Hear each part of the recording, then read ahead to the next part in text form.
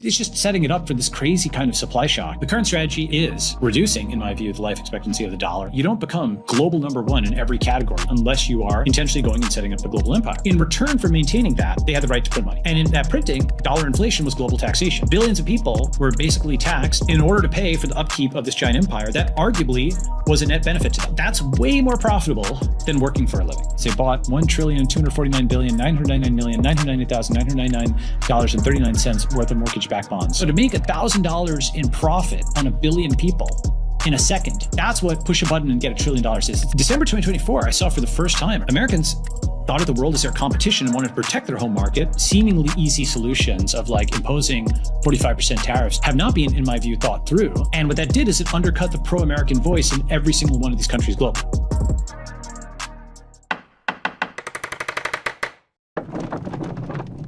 Balaji, it's been too long. It's good to see you, sir. Good to see you too.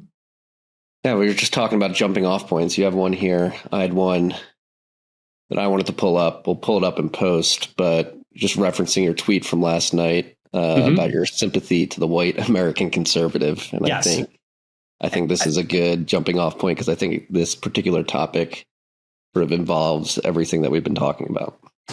That's right. I mean, so as context, 5 years ago, I moved to Singapore and India. I basically split my time between them. And I was public about that.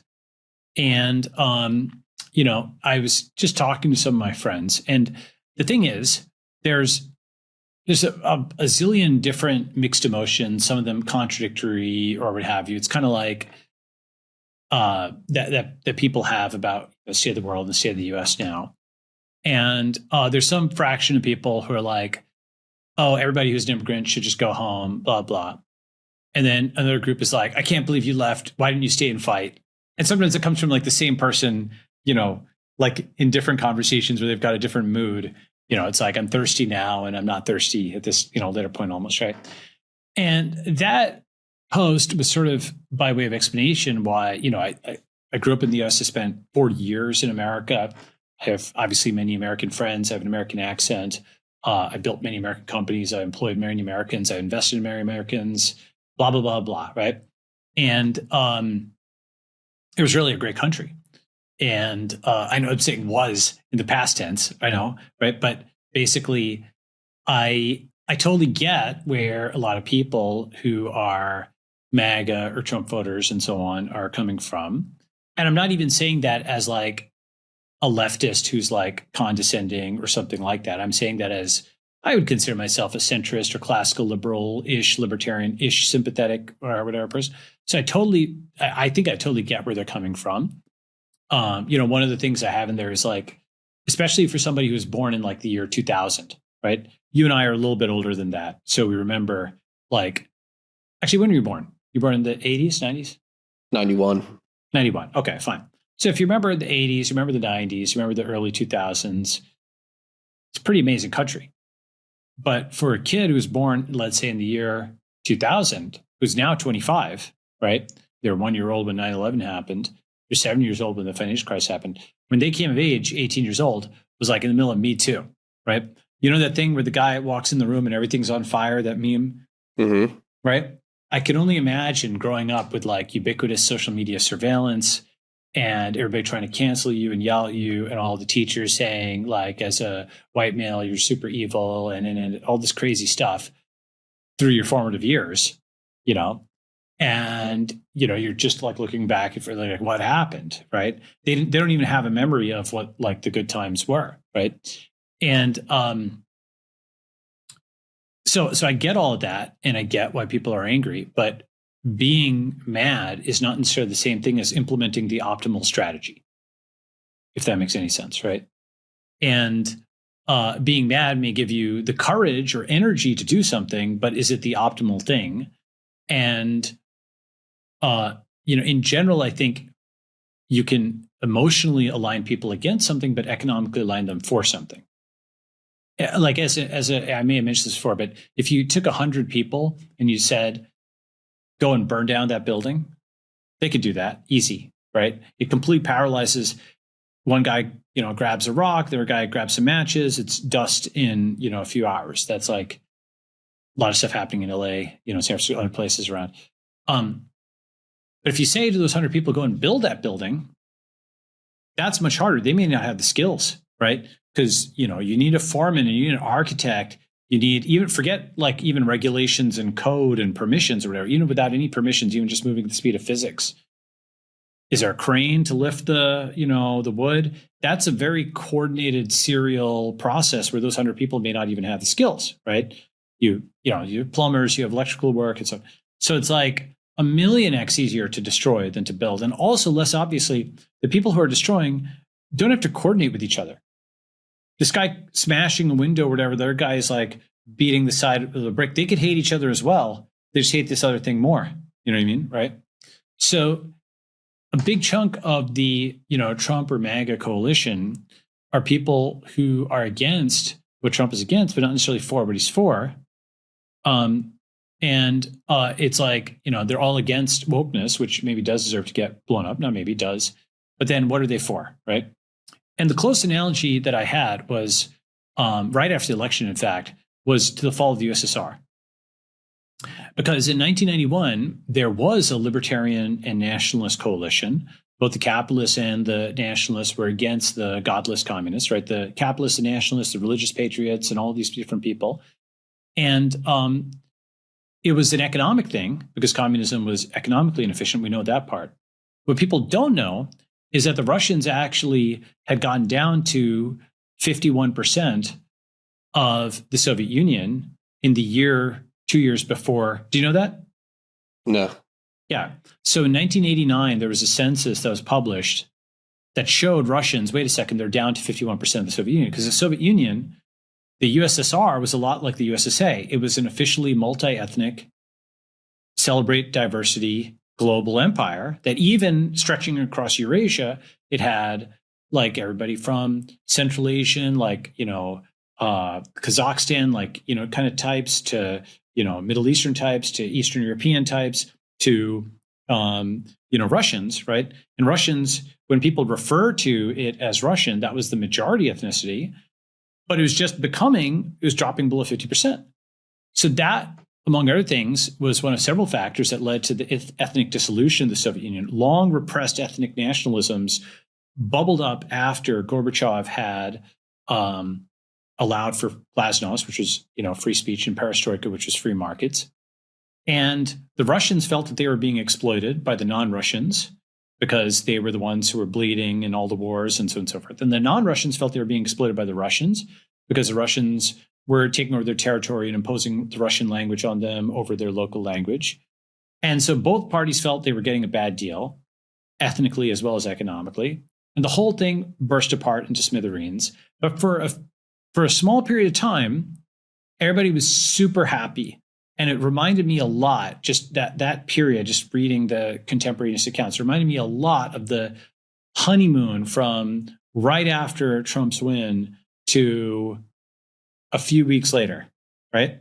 There's a period where there was like the most positive spirit I had seen on Twitter and X in a long time. The left was just, even if it was a 1-point victory, 49-48, it was like a 50-point victory on vibes, right? And so it was something where it was this remarkable thing. And the tech guys and everybody was high-fiving, backslapping, everybody was great. But I knew that wasn't going to last because people had just such a very different vision of what America was, what the world was, what the future was going to be, and so on and so forth. And, just to talk about that for a second, one of the things that happened was right around the time that the Luigi left arose. And by the way, you know why that was predictable? Why? Because once the left, well, BLM, yes, but BLM was on a leash, right? Luigi's not on a leash. And that's the difference. The thing is, the BLM riots were organized by, basically the leftist establishment, and they could be told to stand down. Like there's that article in Time magazine where they actually told the rioters stand down, right? So they were like, rent a mob or whatever. But after the Democrats lost control of the state, they basically have two options. A, Luigi leftism, and B, what's coming next, which is Chinese communism. Right? So You've got the violent anarchists who are just shooting and blowing things up. These are like the Tesla firebombers, the Luigi left, right?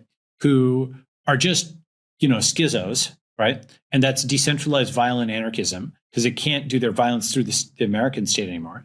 And then you have like Gavin Newsom and Tim Walz, who are going to be siding with Chinese communism, right? Like Newsom went to China, said he wants to be China's long-term, stable, and strong partner, and Walz asked China to intercede in the Iran dispute.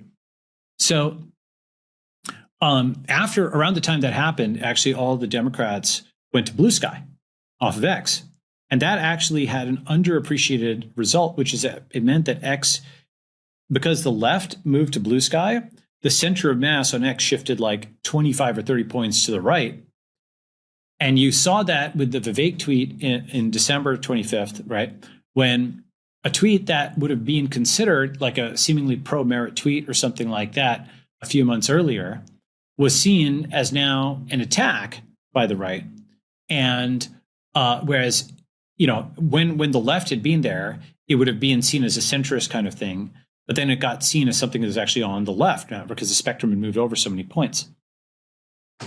And the thing about it is we have to like recalibrate sometimes because, as we were just talking about before we got online, we're in this weird superposition of all of these exponentials going to the sky at the same time, and nothing ever happens, right? Mm-hmm.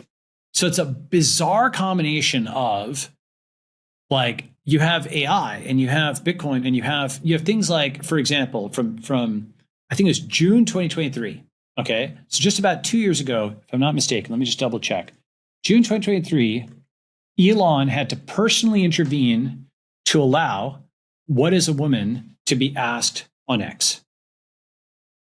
And this is right around the last time we recorded. It was June right, exactly. So like it took $44 billion and the personal intervention of the wealthiest man in the world, because his first round of firing people at Twitter wasn't sufficient. He needed to go in and personally fire the people who were censoring the question about what is a woman, right? Like he had to personally intervene. That's how far gone the whole thing was.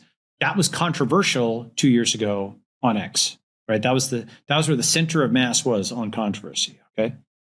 From that to now, over 2 years, is a move of 50, 100, I don't even know how many points, you'd have to actually quantify that, but it's like 50 points to the right. I can't even, right? I mean, you had Grok Unleashed a couple of nights ago. Okay. Right. That's like way off out there, right? So so we're in this weird time where, again, you have to kind of study historical times where, for example, there's a woman, I think it's a book called, I think it's like Four Germanys or something like that. Four Germanys, and it was like, hold on, let me see if I can find it. It was like, so essentially, there's a book called Four Germanys, and there's another one whose name I'm forgetting now. But essentially, if you lived in a certain part of Germany during the 20th century, right, you lived through the Weimar Republic, and then Nazism, and then East Germany, and then, if you lived long enough, through German reunification and liberal democracy, right? So you just experienced it all. You just had the same territory, had just these radical shifts in ideology on top of it, right? And that's kind of how I think about like X, where it kind of, or Twitter, right? Actually, Twitter no longer exists. Twitter, the Tower of Babel moment is there. It's actually very fitting that it got renamed X because Twitter's gotten shattered into a bunch of pieces. And there's Blue Sky and Mastodon and Truth Social and TikTok and Threads and so on the left. And then there's X and Gab and Truth and Nostr and what have you on the right, right? And anyway, that concept of like the same territory and having different ideologies sweep across it, nowhere more so than Germany in the middle of through the 20th century. And in a real sense, formerly Twitter, now X, is kind of like that. It's like this central point around which the Anglophone internet swivels and turns. And so whatever the next transformation is, it'll probably be seen there, though it's also in some sense losing some influence to other sons of Twitter around, the world. Anyway, there's more I can say, but I just want to, nothing ever happens, yet we're also in the middle of the singularity. It's a bizarre superposition of those two things. Actually, that's a great tweet, right? The singularity is happening, but nothing ever happens. Yeah. Okay, come on. I'm gonna do that one in real time. Go. Do it in real time. And I'll you tweet that, because I've been thinking a lot about this. Like I was telling you before we hit record, I wrote a newsletter a few weeks ago about nothing ever happens. And it was right before the US bombed Iran.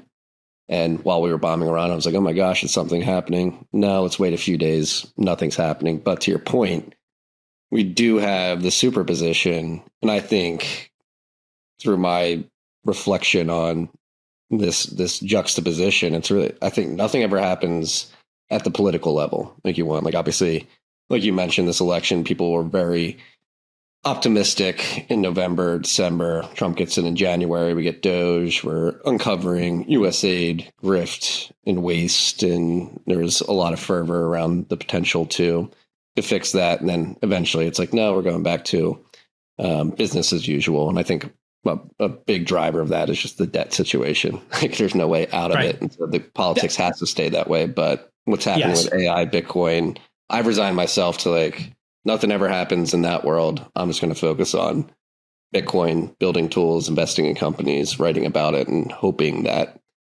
something happens outside of the political system where nothing ever happens. And I can give a lens on that if you want, that suggests why that's probably the right thing to do.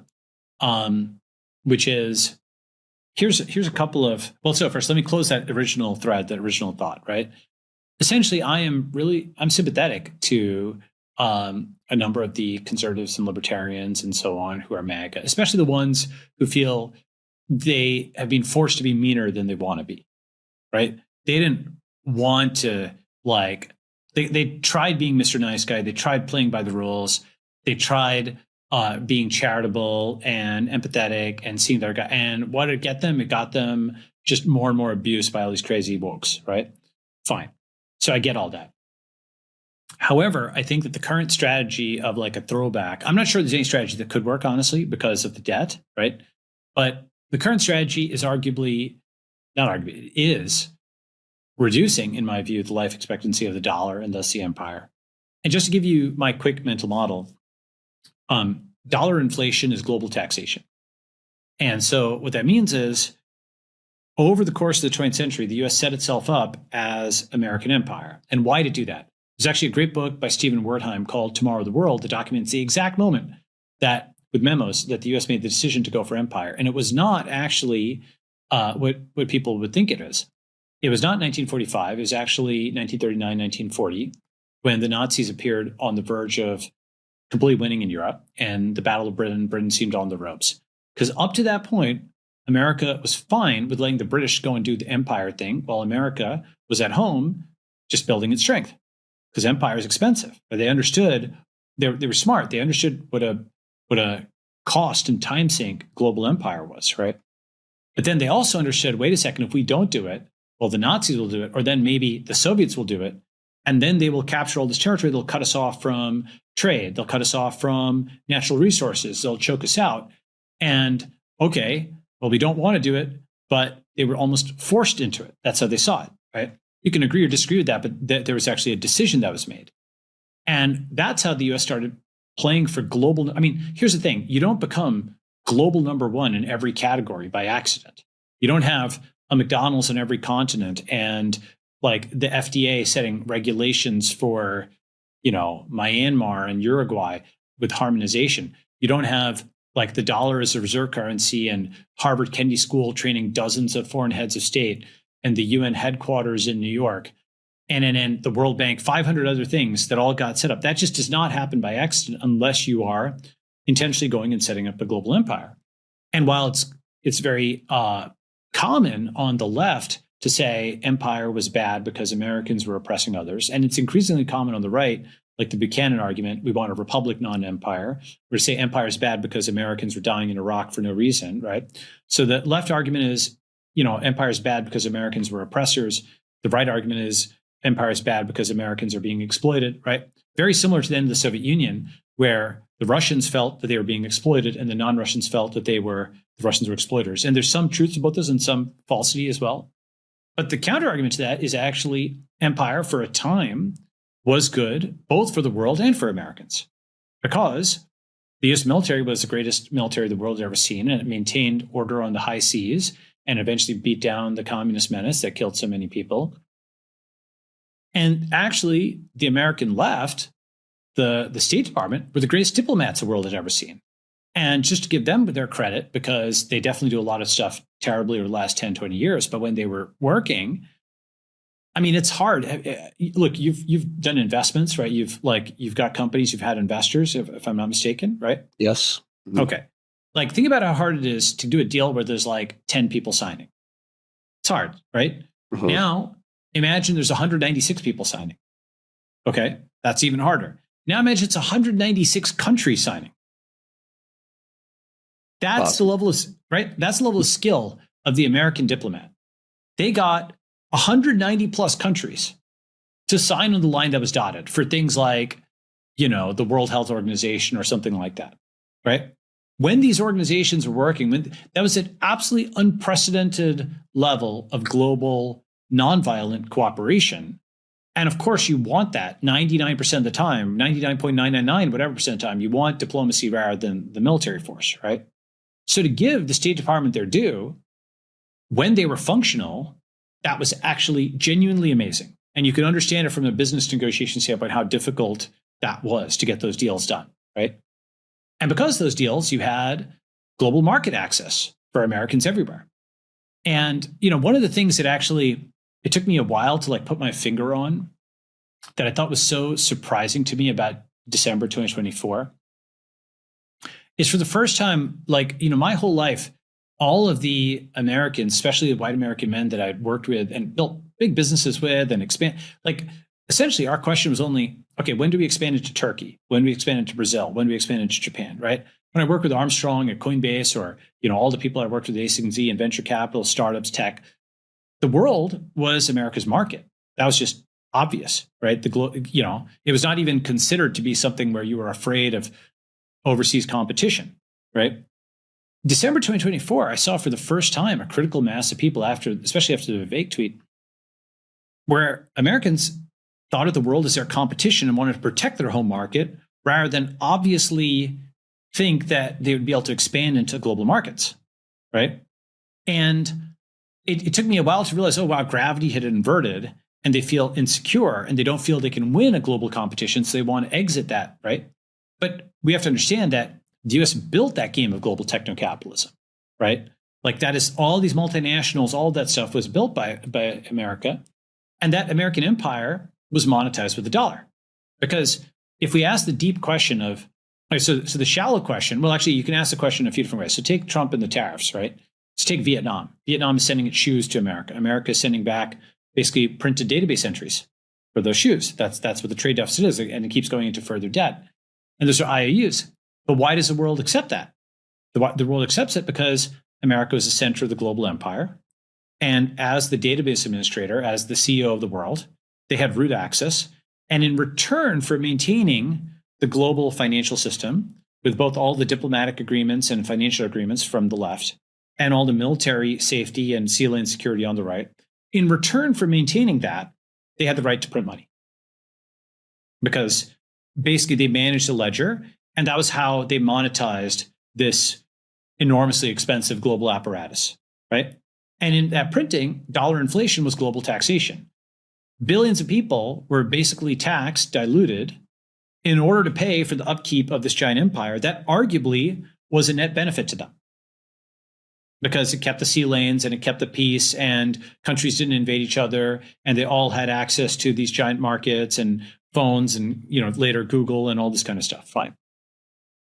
So you have to kind of make the case for it before you can make the case against it, I think, And one of the things that happened, though, is that empire is not the way that people talk about it, right? Most Americans, the best way I can prove it is, have you seen the map of the 750, military bases the U.S. has globally? Mm-hmm.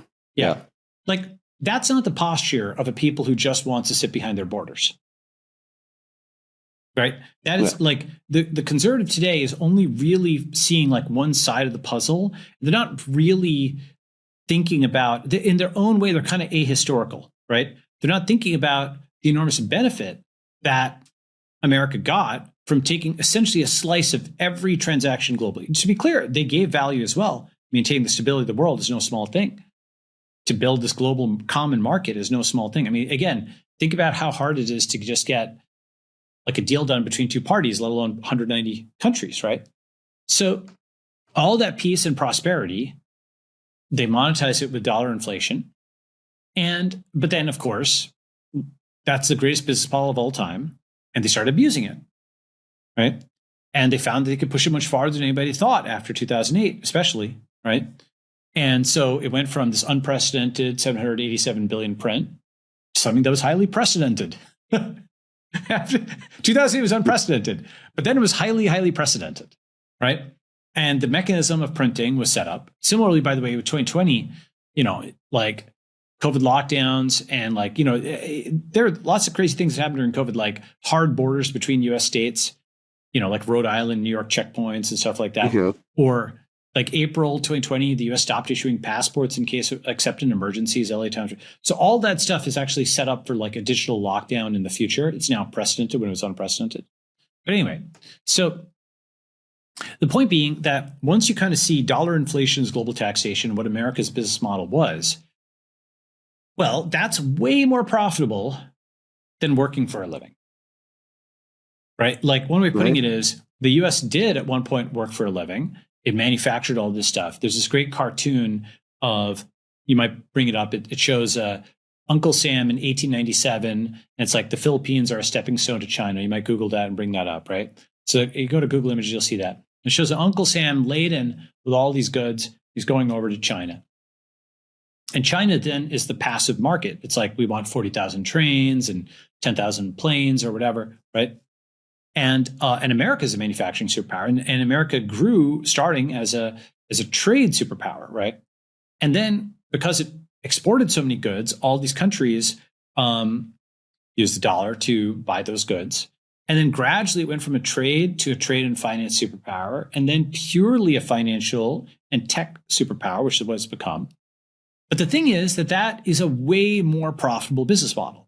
Sup, freaks? This rip of TFTC was brought to you by our good friends at Bitkey. Bitkey makes Bitcoin easy to use and hard to lose. It is a hardware wallet that natively embeds into a 2 or 3 multi-sig. You have one key on the hardware wallet, one key on your mobile device, and Block stores a key in the cloud for you. This is an incredible hardware device for your friends and family, or maybe yourself, who have Bitcoin on exchanges and have for a long time, but haven't taken the step to self-custody because they're worried about the complications of setting up a private public key pair, securing that seed phrase, setting up a PIN, setting up a passphrase. Again, Bitkey makes it easy to use, hard to lose. It's the easiest 0 to 1 step, your first step to self-custody. If you have friends and family on the exchanges who haven't moved it off, tell them to pick up a Bitkey. Go to bitkey.world, use the key TFTC20 at checkout for 20% off your order. That's bitkey.world, code TFTC20. Sup, freaks? Guess what? We launched a browser extension. It's called Opportunity Cost, and it helps you see the true cost of everything in Bitcoin, convert prices to Bitcoin as you browse the web. Opportunity Cost automatically displays fiat prices in Bitcoin or sats, helping you think in a Bitcoin standard. It works on Amazon, Zillow, X, your bank account, QuickBooks. You can convert everything to Bitcoin. It's really cool. It's also 100% open source, MIT license. We don't collect any data. All of the conversions happen in your browser on your local device. It's a great way to recalibrate your life and begin thinking in sats. Go check it out at opportunitycost.app. That's opportunitycost.app. Yeah, and I think just to build on that, I think going back to the angst of the white conservative, which I certainly fall in that bucket. Sure.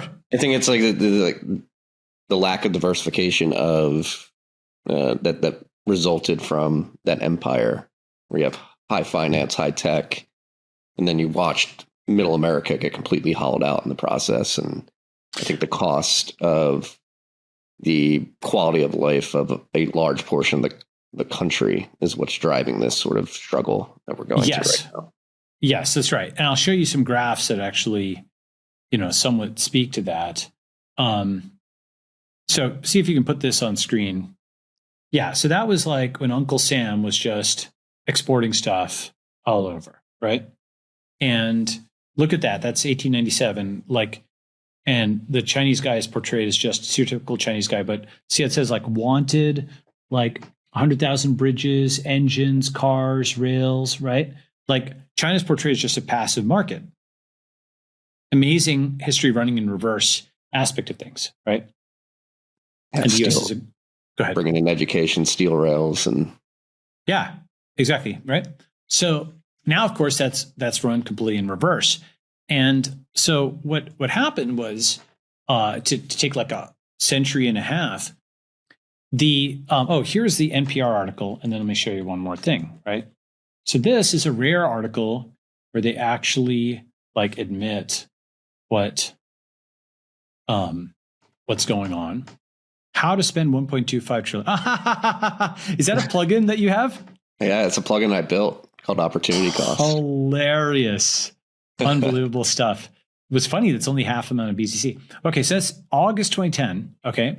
Now, this is basically how the Fed did these mortgage-backed securities. So if you scroll down, keep going, blah, blah, blah, blah, blah. Keep going. Okay, wait. So can you zoom in on this?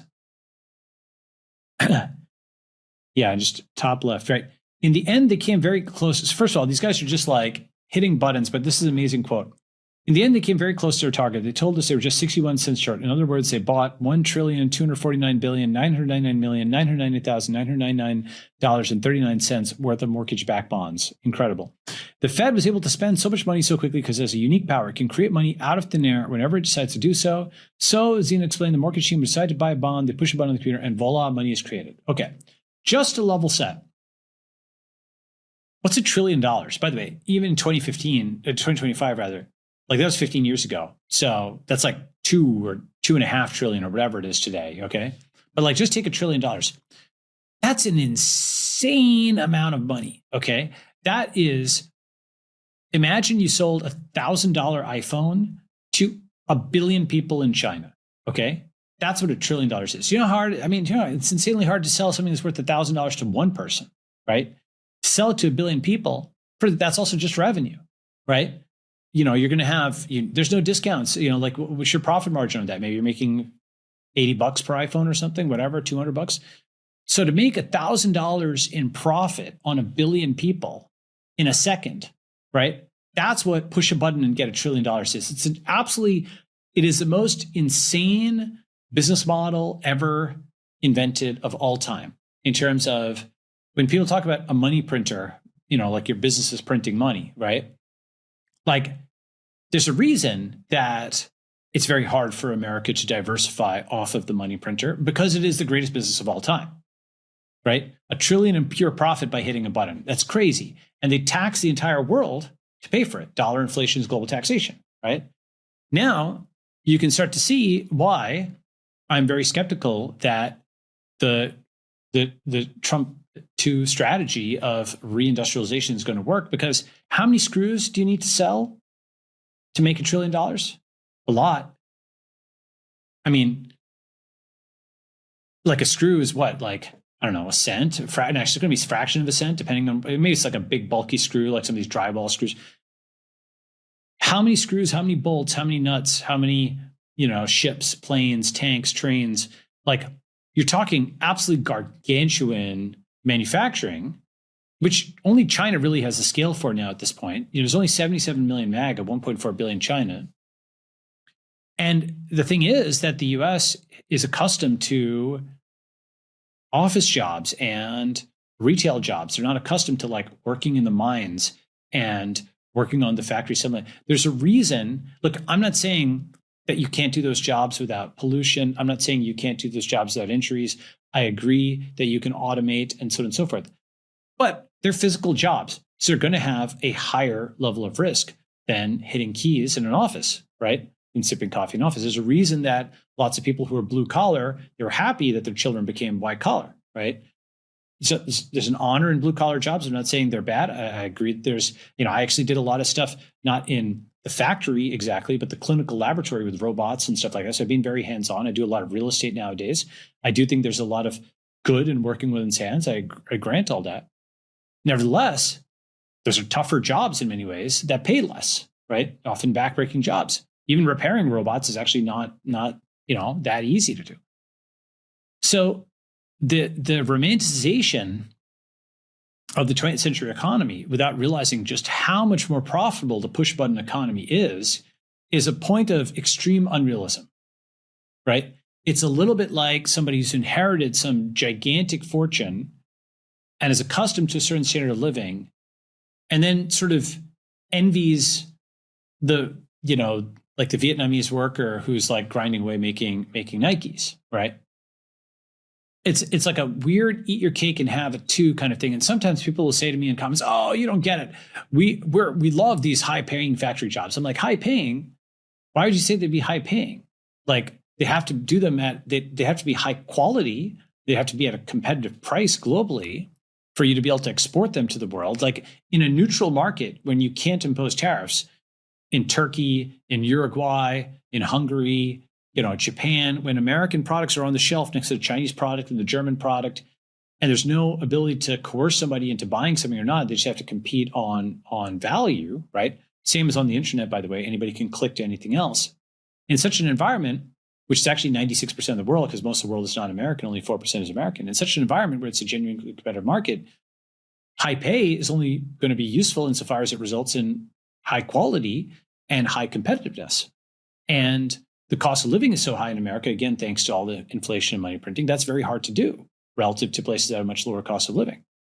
So there's like a boxing in over here where the sort of seemingly easy solutions of like imposing 45% tariffs to get back to 1945 have not been, in my view, thought through at all.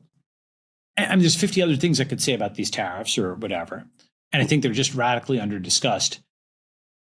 It's one of these weird things where, what people detect is change, not like, for example, Dropbox today is used way more than the early 2010s, but it was probably talked about way more when it was rising than when it's just used all the time. Uber is probably used a lot more today than it was in 2015, but nobody really talks about Uber anymore. Serious about your Bitcoin? Start acting like it. Unchained just launched the Financial Freedom Bundle, a curated pack that includes a premium Bitcoin book, a new hardware wallet guide, and access to a private macro event with Tur Demeester, legend. It's time to take control of your generational wealth. Go to unchained.com/TFTC to request yours. That's unchained.com/TFTC. Pretty hot package, freaks. Go pick it up. Yeah, I was going to say, yeah, that makes sense. Yeah. And to your point on tariffs, like with the energy, yesterday, the copper tariffs, because I just recorded a podcast with Jordy Visser, and we were talking about the energy expansion. He's saying, I don't think people really appreciate the amount of copper that we're going to need to pull out of the ground to electrify the U.S. economy to catch up with China's energy generation. And then the day after we post that, Trump's like 50% tariffs on copper. It's like, well, we need to expand energy generation. Copper's a critical part of that. It is completely insane and unrealistic stuff. It is magical thinking. It is okay. I could say like 10 things about the tariffs in particular. The first is a lot of these tariffs are on like raw materials. They're on like inputs, not outputs. So you're talking about like materials that may not exist in some quantity in the U.S. or Number two is what should have happened was deregulation as opposed to tariffs. Deregulation reduces costs for American producers. Tariffs increase costs. So basically, tariffs are like taxes. They have to pay at the port or your goods are seized, right? And there's surprise taxes, which you can't budget for in advance. And it's like a cash expense that went from zero up to like, on $1 million shipment, it might be $490,000, some crazy amount of money. There's no like lawsuit where it might wait for a year or something like that. That's a tax you have to pay right now, or your shipments are impounded at the port. And in many ways, it's kind of like, imagine I like increase the price of your iPhone by like 45%. Then I said, now you have an incentive to go and build Apple. I mean, in the sense you do, I increase your prices by 45%. Now you have an incentive. But in a sense, of course, you don't, because the capital cost to go and do that is so extreme.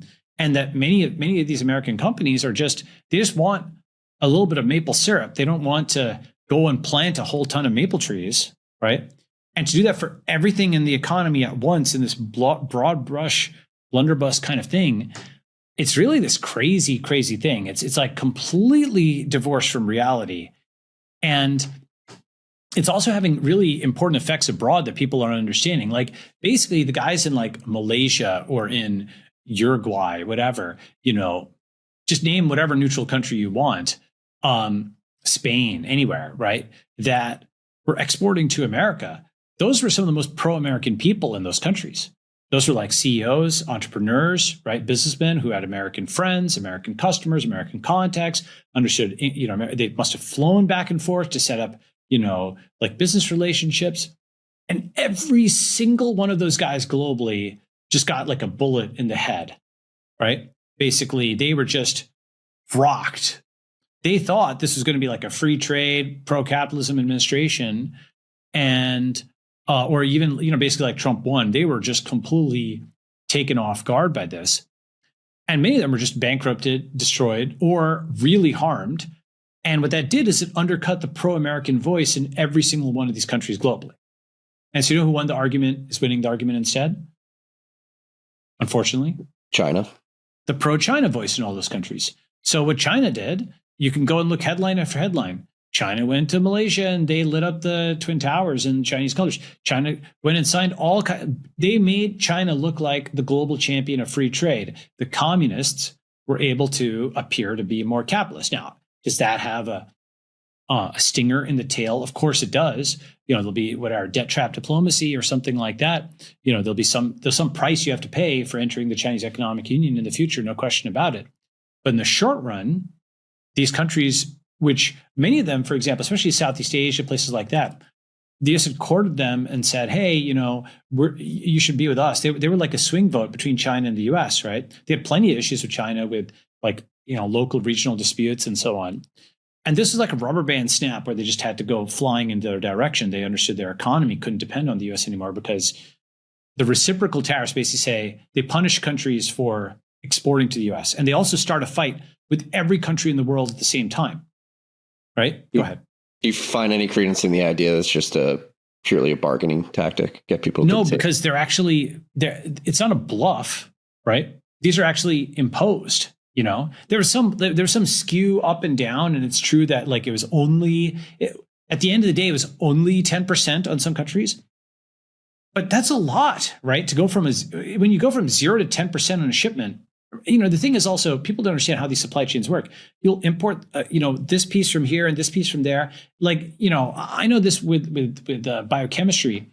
It's not uncommon to have a test tube where you have, some reagent from the UK and some reagent from Canada and something from like, the Philippines. Like you could have a lot of different, then something from New England biolabs. You have that all in one test tube, right? And if you're tracking country of origin of all of this stuff, first, it's a huge amount of overhead. And second is you can just radically make it much more expensive. And then all kinds of things break in ways that people don't understand, like lab tests become more expensive, just spare parts become more expensive.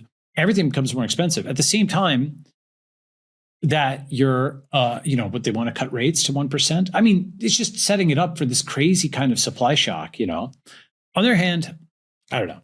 I think, point being basically that the idea of replacing the money printing economy with the manufacturing economy has not, like with the idea that that's going to increase US living standards is, I think, simply not quantitative. The only reason, if the US is no longer accepting foreign trade, if it's no longer accepting foreign talent, not even foreign tourism, if it's also not letting remittances go out because there's a tax on remittances that's coming, if it's very lukewarm about foreign military intervention and keeping its end of military commitments that's made over decades in treaties, NATO and other kinds of things. If it's threatening to invade Greenland and, fighting with Canada, if it's sending form letters to Japan and Korea imposing arbitrary tariffs on them when there's got 0% the other way, it's telling the Europeans they need to deal with Russia on their own. And it's while at the same time the administration is fighting with the Democrats and the tech guys domestically, and even to the point of like the Canadian conservatives are alienated, like Pierre Poilievre was basically undercut, and Canada went to the left over the last 4 or 5 months, right? I don't think that's a good setup, right? Just, when you put it like that, no. Yeah. Go ahead. And again, going back to like the juxtaposition of the singularity and nothing ever happens. Like there's so much opportunity. Like I feel like that extension that I just showed you, like I vibe coded that in an afternoon, and like that was one of the like most exciting like revelations I've had since Bitcoin. It's like, oh my gosh, isn't that cool? I can get on this thing. I use Replit and ChatGPT, and I'm a seed investor in Replit. Well, Amjad is he's really great. He's a mensch. He's an incredible dude, and it's like Amjad's like a perfect example of the type of immigrant we want. Came from Jordan. I think so. He's doing something incredible, and I think Replit is just this amazing contribution that really has genuinely expanded the scope of what people can do on the computer, and it's really given a sense of delight again to like kids and people who weren't coders, and you can just prototype anything. You can kind of, I think it's really cool. Go ahead. You were going to say it. I mean, to go. No, but to that point, it's like, it seems like the opportunity set is so wider than it's ever been to go and be productive, particularly on the tech side. And it would be a great shame to just shoot ourselves in the foot with all this domestic squabbling. Well, that's the thing is, I think both are happening at the same time. Like, that's to say, to reconcile those two lenses, the internet is to America what America was to Britain. And you can even go, you can say Greece, Rome, Britain, America, internet. And the analogy, I think, is pretty strong because America started out British and obviously owes a huge debt to Britain. But it became something else. It became something about 10x bigger, right? With people from all of Europe, not just Brits. And you can have a progression where the internet started out American, but it's like 10x bigger. And in many ways, for example, Britain pioneered, the Magna Carta and equal rights for people, but it also pioneered capitalism. America was simultaneously more progressive and more libertarian. It pushed both democracy and capitalism further. It went from the common law, British common law, to the Constitution. And now we go one more step. So the internet is even more progressive and more capitalist than America. Everybody from every race, religion, et cetera, is on the global internet. Anybody can speak to anybody, say anything, encrypt their messages, essentially do whatever they want for the most part on the internet. But at the same time, it's the most capitalist thing to ever exist. More capitalist than any country. You can accumulate arbitrary amounts of money. You can, own cryptographic property. You can start a business, become a zillionaire, trade whatever you want, right? So it's actually even more America than America, just like America was more Britain than Britain. And it was born out of America.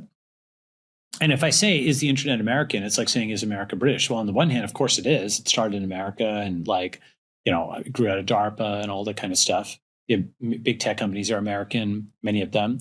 And, Silicon Valley's in America. And so, of course, what do you mean is the internet American? But on the other hand, you can also talk about the non-American internet. For example, there's the Japanese internet and there's the Russian internet. So they have their own zones. So that's one piece. But a second big piece is, are those American tech companies, are they actually staffed by Americans? Actually, depending on which one you look at, more than 50% of their employees are usually not American, or they're immigrants that are naturalized. Certainly most of their users are non-American. Like when you've got something like Facebook or Google with billions of users, there's only 300 million Americans. So definitionally, 97% plus of their users are non-American. You've got 3 billion users, only 300 million Americans. Most of their revenue, depending on the company, is non-American, right? Most of their traffic is non-American. Their data centers are non-American. Their offices are mostly non-American, et cetera, right? They started out there, but they become something else, right? Similar with Bitcoin. That's also, it's probably, Satoshi, I would not be surprised if Satoshi was an American. He could have been something else, as possible. But it certainly feels like American culture in many ways. But then it's also something which is greater than. Because, the big thing is, the Constitution, as amazing as it is, only scaled to the US, but Bitcoin scales to everyone, right? And this is a really amazing thing where there's so much argument over the judges and are the judges biased for this group or that group. But, you go to a crypto conference in Dubai and people from Africa, Latin America, the US, Europe, Asia, India, nobody's arguing Bitcoin's biased against them, right? That's a really big deal, right? We've managed to achieve global rule of code.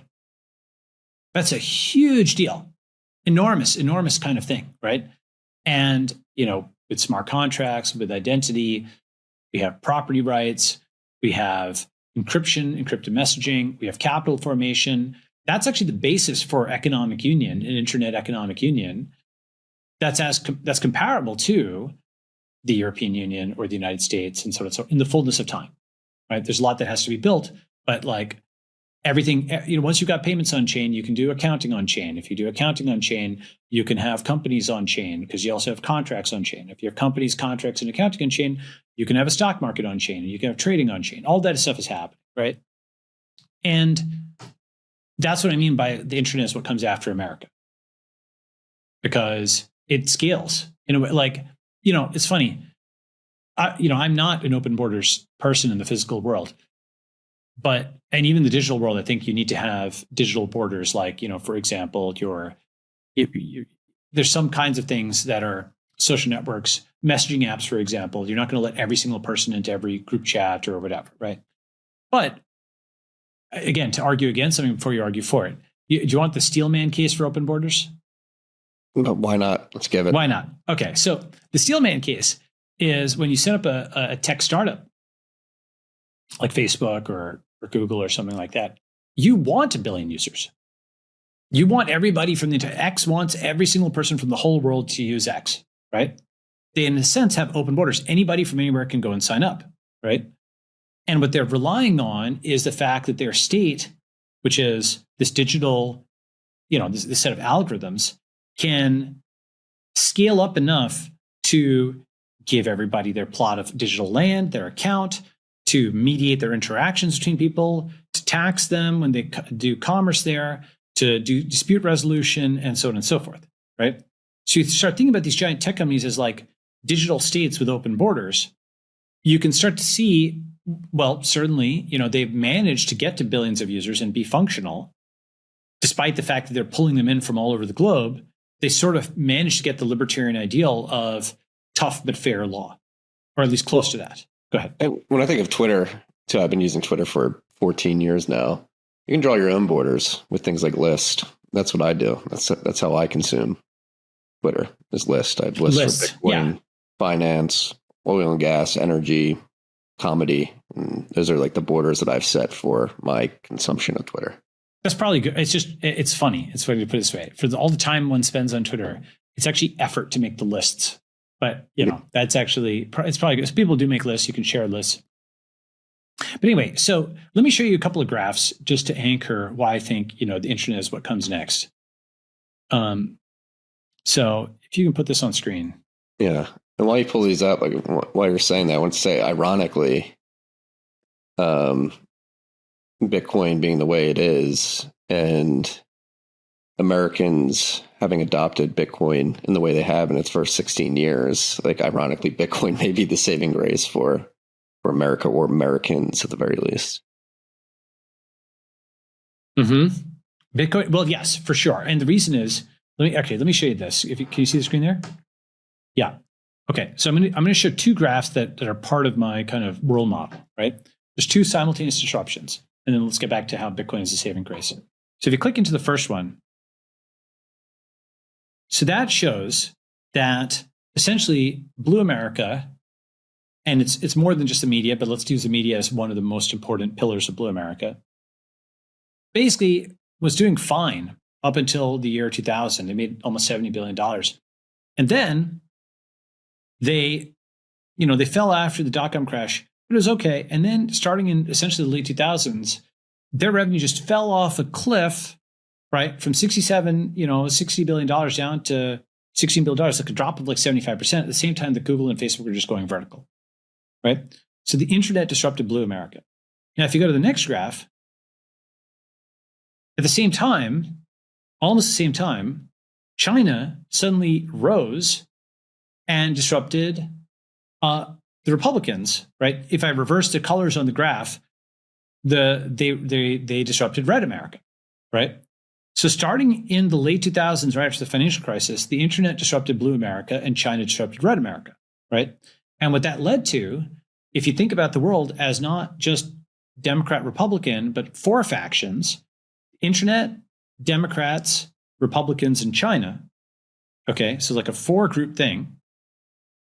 Well, the Democrats got radicalized by the internet's disruption of them, and they felt a shrinking pie. So they lashed out at Republicans with wokeness, and they lashed out at the internet with the tech lash. Okay, starting in early 2010s, around 2013. And the Republicans were mad, understandably. So they elected Trump to lash out at the Democrats and also lash out at China with the trade war. Right? So it's actually a forefront conflict that erupted in the mid-2010s as a consequence of the disruption of Blue America by the internet, the disruption of Red America by China. Right? And now we're like 10 years into that conflict. And essentially what happened was the tech guys were taken aback because they thought that Democrats liked them or whatever, right? And it took them a while to understand what was going on, but eventually they toughened up and, you know, they started hitting back, right? And disrupted media. It took like 5 years to adapt and so on. A lot of guys were canceled. A lot of companies were bankrupted. And they realized, okay, they're not, Democrats are basically fighting to kill, right? Because they feel they can't build search engines or scale social networks, but they can write stories and shape narratives, and they're making the tech guys into the bad guys. Okay, fine, we're going to build our own media. And that culminated with Elon taking X, which is like flipping Istanbul to Constantinople. It was like, you know, X Day was like D-Day. You know, it was like, boom, we got all of our forces, all the tech, because it wasn't just Elon, right? $44 billion. That was like Larry Ellison. It was like every centrist, center-right, center-left guy in tech and finance all threw in. I mean, 44 bill is a lot. So for a lot of people, a mil was a lot, but everybody just threw in into that ticket. And they were like, okay, put it all behind Elon. That was like, boom, D-Day, right? X Day. X Day opened up this beachhead, like the invasion of Normandy, and then troops started moving out and actually uncensored Facebook and an uncensored Instagram, uncensored, you know, right? And you notice those different things because X is like the center of the English language internet, right? So the internet basically did strike back, and it took some time for them to adapt, reorganize, and go on hit. And actually, unfortunately, probably for freedom, China also was actually completely taken aback by the trade war. You see, there's this graph that shows Chinese FDI. And under Obama and Clinton and so on, basically it was just soaring, ramping, right? Here, let me show you this graph. You click that. Merrick's, by the way, is a very good think tank. It's a German think tank. It's got good graphics, MERICS.org. So going into 2016, Chinese FDI was just going whoop like this, right? And then Trump began the trade war and just, you know, in tech, you generally bet on individuals and exponentials. And once in a while, you have an individual that stops an exponential rather than starts one, right? So like Altman basically started an exponential with AI, but Trump arrested an exponential over here with Chinese FDI, right? Anyway, so China was actually totally taken aback by this, just like the tech guys. You know, China had thought America was their partner or whatever. They didn't think Trump was going to win or what have you. And so they just took a bruising for a while. But then what they did was they eventually changed their revenue mix. And now basically they are, let me show you this, scroll down. So you see that if you click into that graphic, right? Notice North America, go down a little bit. North America is like further down, a little bit further down. Yeah, see, 16%, right? So 84% of China's revenue is not from the US. So the entire even if they lost 50% of their revenue to the US, I mean, like it hurts, but it doesn't kill them, right? So the entire concept that you can just tariff the US to stop China is incorrect, because what they did was after 2016, that's why they did all the Belt and Road stuff. That's why they've been signing all these deals. They've been building up these other markets, right? They intentionally reduced their dependence on Red America, just like the internet tech guys reduced their dependence on Blue America. They basically built their own markets, just like, the tech guys built their own media, right? So now you have Blue America fizzing mad at the tech guys. They hate Elon. They hate us so much. You can't even imagine.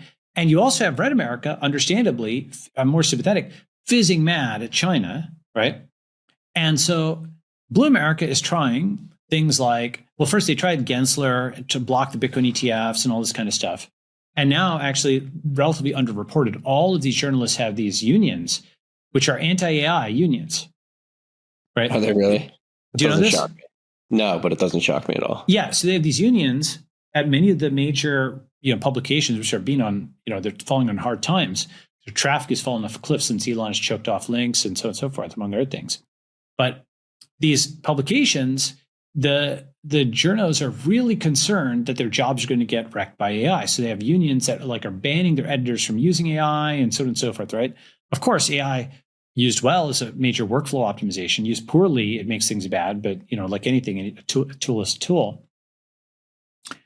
So they are in their own way trying to impose protective tariffs, right? In their own way, they're like, no, you can't bring AI into our controlled zone. We will ban it from our zone, right?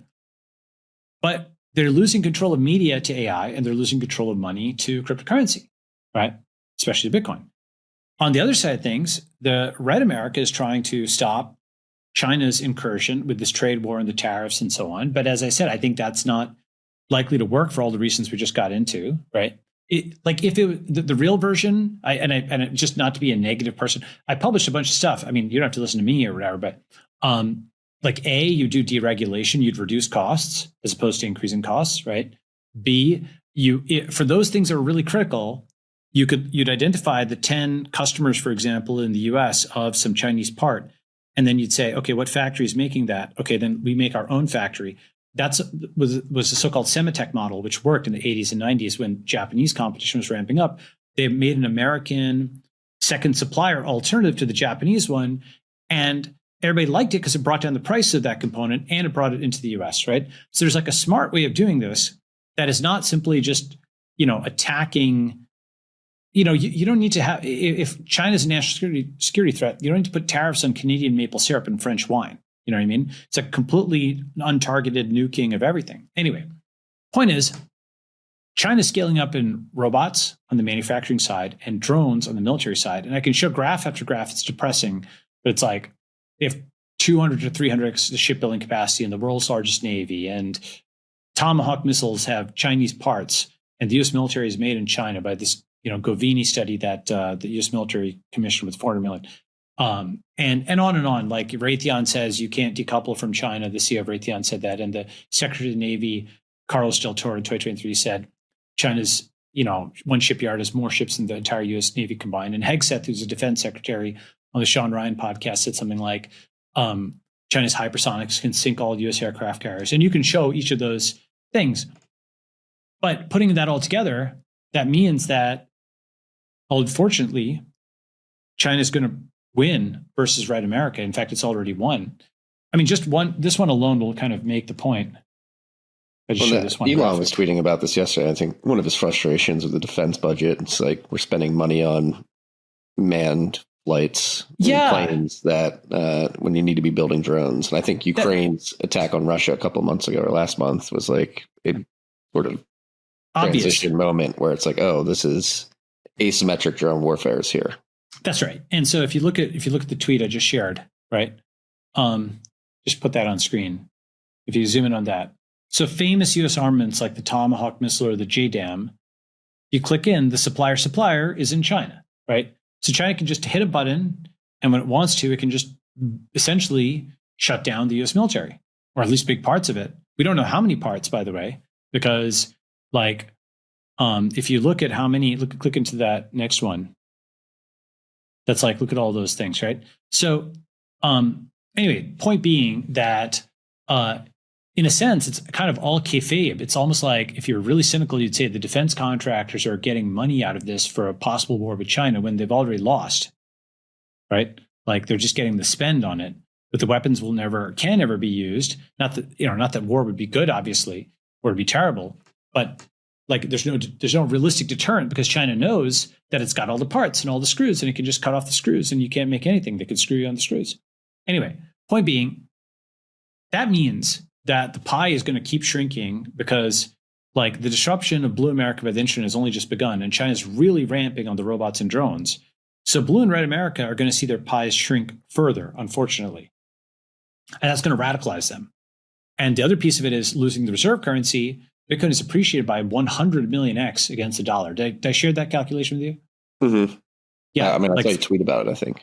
Yeah, that's right. So like, I just hadn't seen that number quoted in it that way. But Marty Malamy had the first trade, which is 0.1 cents per Bitcoin in 2009, late 2009. And now it's $100,000 plus per Bitcoin. That's 100 million X. That's actually insane. You know, did you see my thing on super Bitcoinization? I don't think so. So normal inflation is defined as like 2% a year, right? Which is like 0.2% a month, right? And hyperinflation is defined at 50% a month. But that's a big gap. What if you define superinflation as 5% a month? Okay. So if you take the 100 million X appreciation, BTC to USD, and you take the 16 years over which that appreciation happened from 2009 to 2025, and you work out the compounding rate, it worked out to about 10.41% devaluation of the dollar against Bitcoin month over month, every month for 16 years. That's insane. That's insane, right? You know what that is. I mean, you're a business guy. So that means superinflation is already here, right? Bitcoin is this incredible thing because it's invisible. People really don't understand what it means for something to go up 100 million X in 16 years. It means like, I think I've said this before on other podcasts, but it's like, future historians will have to tell children that Bitcoin did not arise overnight. Like it wasn't just like a step function that just went up. That it was actually like there are lots of setbacks and stuff in the middle. But on like a historical timescale, it's just like as soon as Bitcoin appeared, the dollar collapsed. That's like what future historians will say. That's why we built this extension to help people internalize this as they're going to the internet. It's like you should be pricing things in Bitcoin and observing how they're changing over time. And observing how they're changing, exactly. Because that's why your hat says Sats, right? The Sats hat, right? So, yeah, like it's something where as soon as Bitcoin appeared on the scene, the hardest money around started attracting the smartest money around, right? Smart money has been going into Bitcoin for 16 years. In larger and larger and larger quantities. And it's still going to go. So if you combine the internet disrupting Blue America with China disrupting Red America with the loss of reserve currency and Bitcoin going to the moon, you have a situation where, man, the Blue Americans will be really mad. They'll be really mad because they'll say, and I actually don't love this framing, but I'll just say, they'll say, AI took all the jobs and Bitcoin took all the money and the tech guys should take all the blame. Right. Yeah. And a lot of the Republicans, former Republicans, I do think after MAGA maximalism, after orange man, orange coin, haha. Okay. I think that's funny, whatever. Right. And, the reason for that is that's not, being anti-Trump or anything, but it's just basically saying Trump is such a unique figure that I don't think you're going to be able to hold that coalition together after Trump. Right. He has such a unique charisma that appeals to people of all different ethnic groups and men of all different stripes and, what have you, that whatever comes after him, I think will be actually a bunch of different leaders who are essentially pro-Bitcoin leaders of different kinds, like DeSantis or Elon or, folks like this of different kinds, right? And I think that a lot of the fighting is going to be over, do you have to surrender your Bitcoin to what's left of the federal government? And so that's why like being in like that'll be what it is in the US, I think. I think actually it's worth doing, it's worth actually thinking this through. And then let me talk about, NS or whatever. There's tons of movies you've seen on like aliens invading the earth and like killer robots and stuff like that. And those are like popcorn. There's like, they're post-apocalyptic scenarios on one level, zombie movies, alien movies, killer robot movies. They're genres in their own right. Oh, that's a killer robot movie.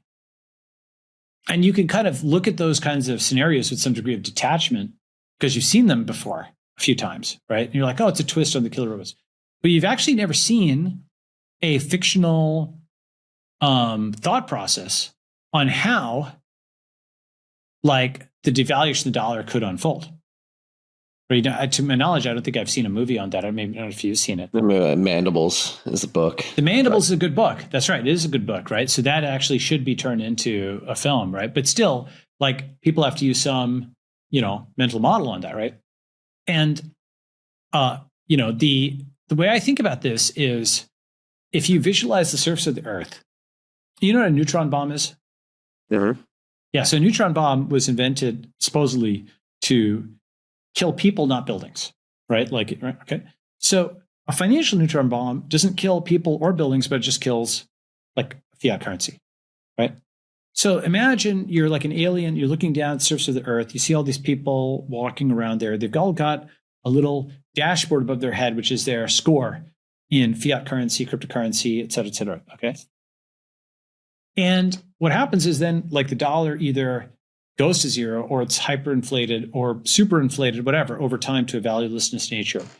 And it's tricky to forecast when, because the thing is that you have stable coins, which are expanding the scope of the dollar, but you have tariffs that are contracting it. So it's like springs where, you don't know when. Okay, fine. But let's just say that does happen. And then Bitcoin becomes a larger and larger percentage of the purchasing power. Well, if it happened overnight, what would happen is Biden was, he was the president, and then he was finally judged senile, and he was just mark to market overnight. So that's the overnight, because it could also be gradual, right? So if it happened overnight, what would happen is all those people on the surface of the earth, like ants, they would just suddenly stop moving because every package that was midair, every person who's going to work was like, wait a second, I'm not being paid anymore because I'm not being paid in dollars. This contract is no longer valid. Every dollar-denominated contract, implicitly or explicitly, and by this I include Canadian dollars and JPY, lots of things that are indirectly dollar-dependent. And probably lots of fiat currencies are indirectly dollar-dependent if they're holding U.S. treasuries. All kinds of economic relationships, coordination relationships just break down, and people are like, what do I do next? How do I put food on the table, right? And lots of things break at once. But then what is not zeroed out, right? So the knowledge in your head remains, right? Your house or your physical goods remain, like the shirt on your back remains, if you're in China, China's factories remain, right? If you have Bitcoin, your hard currency remains. And in a deep sense, what remains are like BTC and CCP, right? Like that's to say, like hard money and hard power, like factories, and then hard currency. And the good thing about BTC is lots of Chinese people, they don't respect or fear America anymore, but they do like Bitcoin. And they actually think of Bitcoin as a protection in part against their government, because the Chinese government will just use like a local company's bank account as like a piggy bank. You just take money out of it like lawlessly or what have you, because they've got, okay, I just need something to pay for these roads. The government will take the money out. So Chinese people, their protection against communism is the strongest form of capitalism ever known and property rights ever known, which is Bitcoin. So BTC also being intangible, it's like the cloud, whereas China is like the land. And that's how I see things shaping up, like, the cloud and the land, the internet versus China. That's what I see happening after, this whole very predictable meltdown that Dalio sees coming, that Elon sees coming, that everybody sees coming. It's like this weird thing where the singularity happens and nothing ever happens. It's like this superposition, as we were saying. The administration even sees it. I mean, just the way this is shifted frame and is saying, we're going to grow out of it. They're sort of like hand waving, like we're going to turn it on turbo.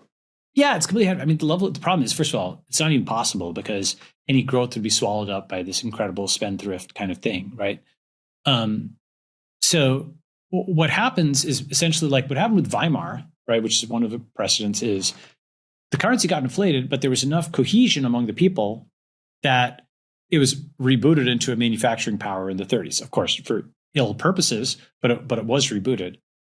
However, in other countries, the social fabric was not tightened enough, and so it all fragmented into pieces, like what happened in South America and other places with money printing. And unfortunately, in the U.S., the social fabric of gender polarization, racial polarization, political polarization is so polarized. Democrats don't even marry Republicans. They don't vote for Republicans. They don't talk to Republicans on social media. They're in their own social networks. They've already digitally seceded. The only thing they do is they still trade with Republicans via the dollar. They're still economic union for now, right? So when that last piece of fabric frays, then you have basically mutual denaturalization where blue Americans, just like debanking is like taking away your bank account, denaturalization is like taking away your passport or your citizenship. So that's what happened in like, North and South Korea, right? East Germany and West Germany. East Germany basically denaturalized those people who went to West Germany and vice versa. So there's that whole messy process where the last strand's holding it together. And I think that,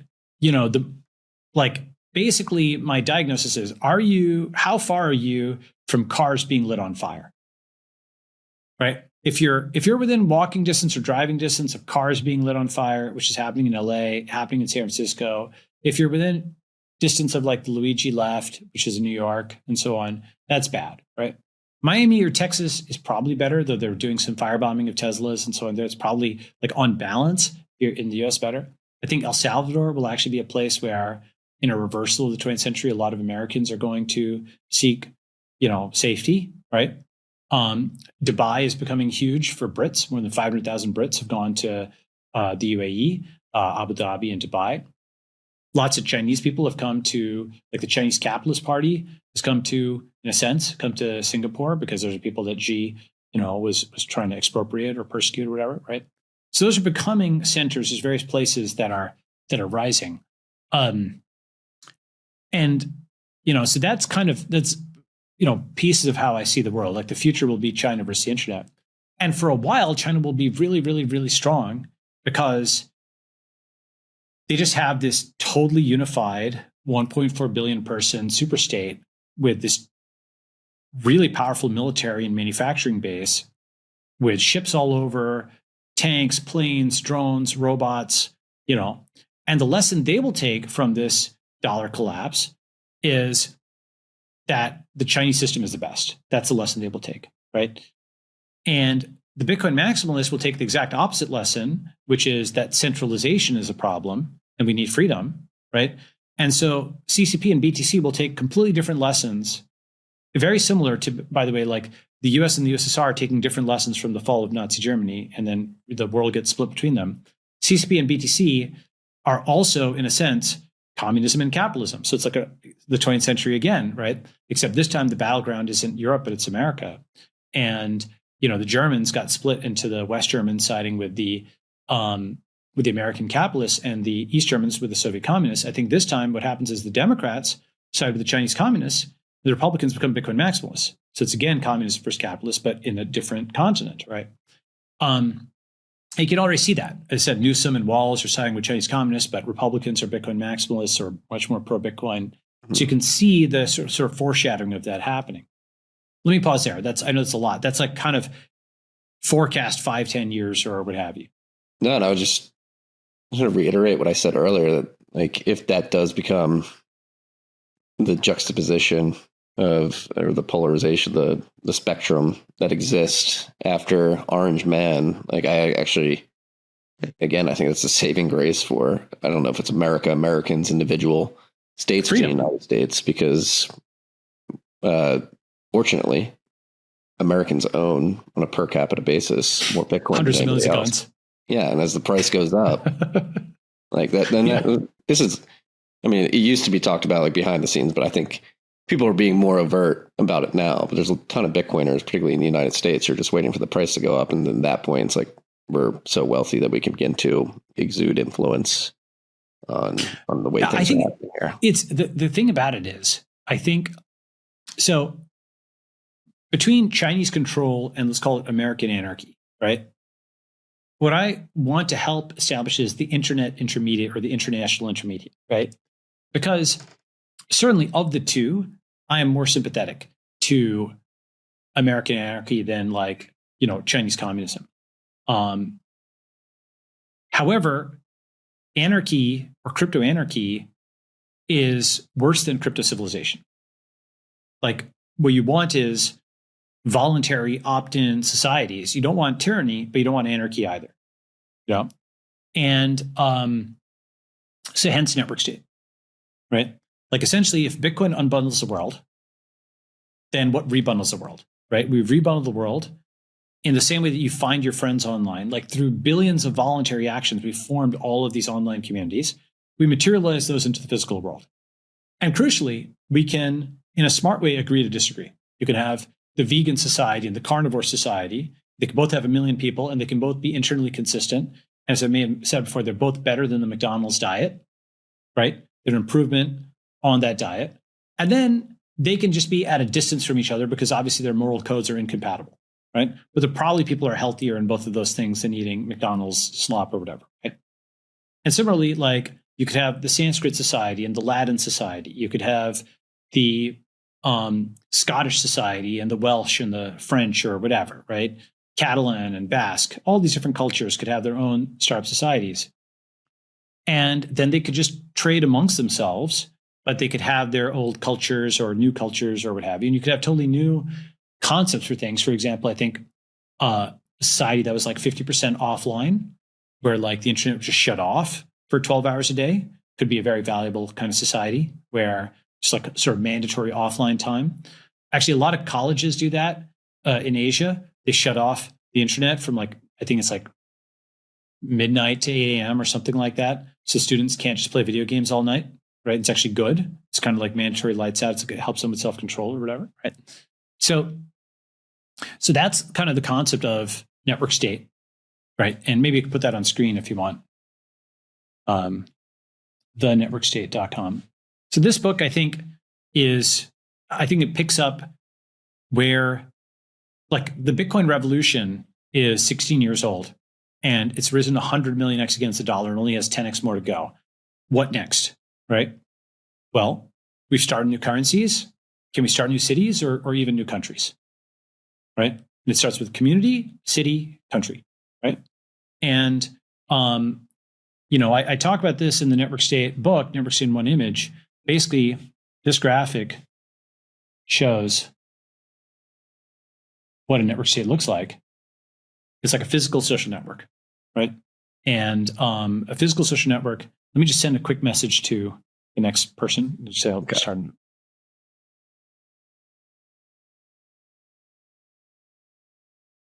While you're doing that, I'll mention too, something I've been passionate about, thinking a lot about too, is I think particularly here in the United States, the focus on the nuclear family needs to be really driven back home. I think that's a root cause. One of the root causes of a lot of this strife is absolutely, for sure. I mean, you need to have like strong family ties, but like the whole male-female bond has to be rebuilt and so on, right? And that's obviously gotten crazily generally. I do feel bad for the young guys, like who have just, as I said, like they just kind of came of age in this post-apocalyptic social landscape. And, so I'll come back to that point. So this is kind of the concept of the network state, which is a social network that is actually a real network of friends that crowdfunds territory. And it has, in this case, 1,729,314 people, and it has pieces of territory around the world, but those pieces of territory are separated by internet. Yet, just like, for example, Hawaii is not part of the mainland US, but it's still part of the same country, right? You can have a piece of territory separated by ocean, be part of the same country. So this is a piece of territory separated by internet. They consider themselves part of the same country, the same community. And so this example shows something that's actually at the scale of a traditional nation state, just like Bitcoin's at the scale or beyond the scale of most traditional fiat currencies, right? And I have a visual here of how a network state builds out. So you start with like 1, and then, you go to 17, 172, 17,000, 170,000, 1.7 million. And so you can literally start it from your computer and expand it out like this. Okay. Now, this was the theory, and I was thinking about writing the second edition of the book, but I did instead. So I held a conference, and then I was like, theory and practice are the same. In practice, they are not. So I went and started ns.com. And so that is a startup society, right? And so essentially what we have is, we literally, that's Brian Johnson there with me, right? So can you see the video on screen? Mm-hmm. Yeah. So this is something where we've basically taken over big pieces of a Go Sign. Yes, it's Vitalik. I know you guys are Bitcoiners, but he is a friend, right? You got, but I think I'm pretty more pro Bitcoin than most. We've got a gym. We've got co-working space. We've got, folks basically from all around the world, more than 100 countries. We've got kids. We have talks, and we have this Ryan Peterson of Flexport. We have guest speakers, and basically we have just like we have fun outside. We have beach. Got a really beautiful like kind of forested island here, right? And we have cafe. People play chess, and just cool things happen, right? And essentially, this is we've got like outdoor seating. We've got buffet, and it basically takes care of. That's why I call it like a startup society. It's society as a service, right? And it is essentially, we just work hard, play hard, bonfires, parties, right? This is a cool drone shot. Boom, ns.com, right? So basically, the concept there is just like Bitcoin. We know how to do internet companies, and we know how to start an internet currency. Can we start an internet community, right?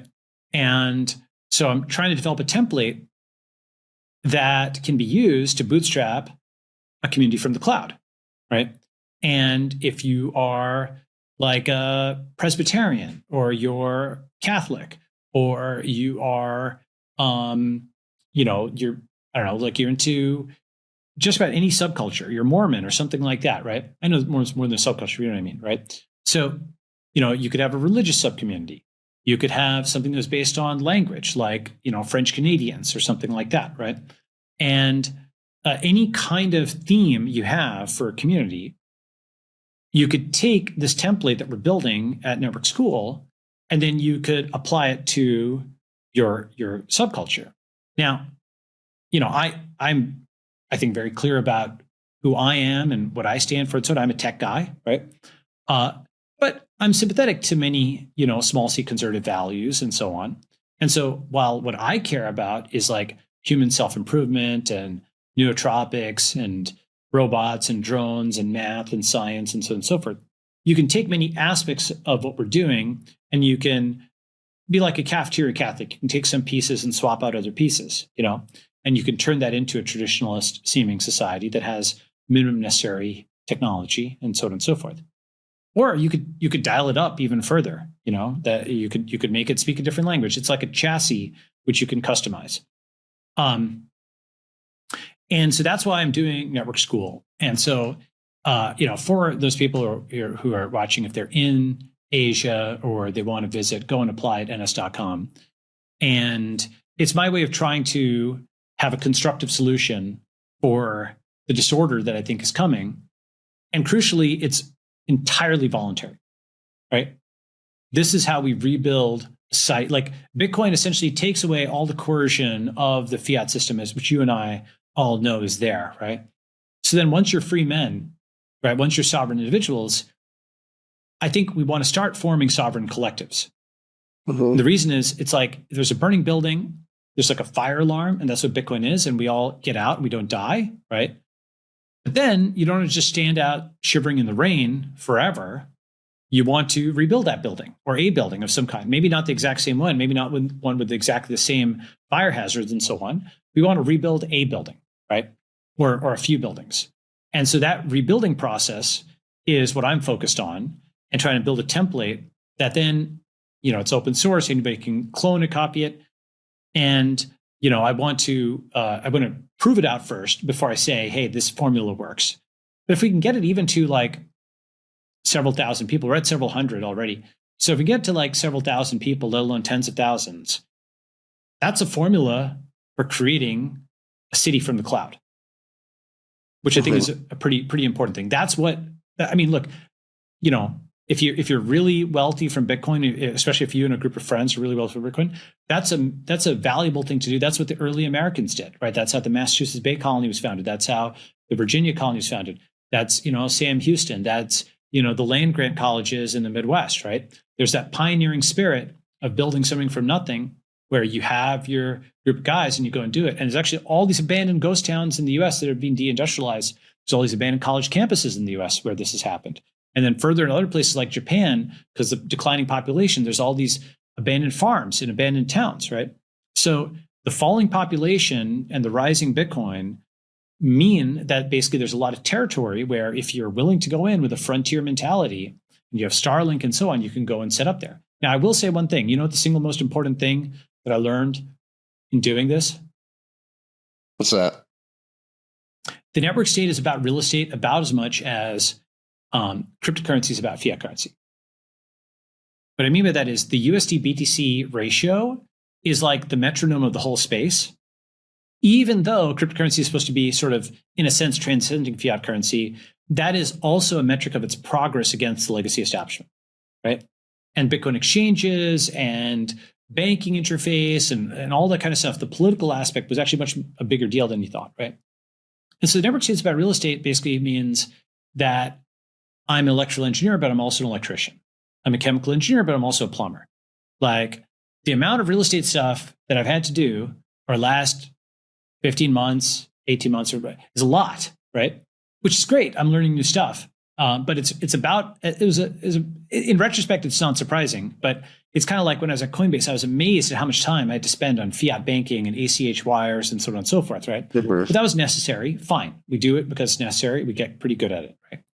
So, and also one other thing I'll say is that basically with ns.com, we're incredibly pragmatic. We don't need, first you have a community, then maybe you have a special economic zone, and then maybe some country somewhere, not necessarily on the first node, probably not on the first node. Maybe it's the Marshall Islands, maybe it's Palau, maybe it's, Mauritius, who knows? Like some country somewhere has some deserted island, some peninsula, and they may sell it to you for however many Bitcoin, right? That's a dream, right? But that could take a long time. That could take years or decades. That's fine.